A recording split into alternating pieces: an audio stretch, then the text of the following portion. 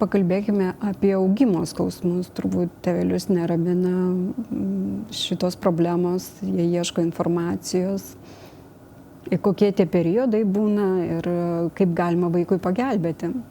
Augimo skausmams būdinga, kad jie skauda kaip tokie nuovargio skausmai pasireiškia, ne po fizinio krūvio, būna ir naktį pažadina pacientus, jie atsikelia ar ne, mamos dažnai sako, reikia keltis masažuoti, bet kas padeda masažuoti arba lašelis ibuprofeno.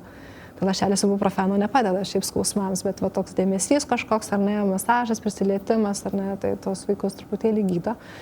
Šeimoms, aišku, yra truputėlį našta, nes tai yra labai ilgai užtrunkantys skausmai ir gana intensyvūs pasireiškimų, nes jie gali būti kasdien, savaitę nebūti. Tada vėl savaitę kasdien. Kaip padėti?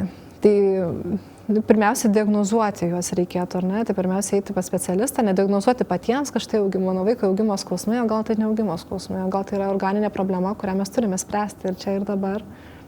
O jeigu jau specialistas pasakė, ar ne, kad tai yra augimo skausmai, tai tada reikėtų turėti savo ritualus, kaip tos skausmus malšinti.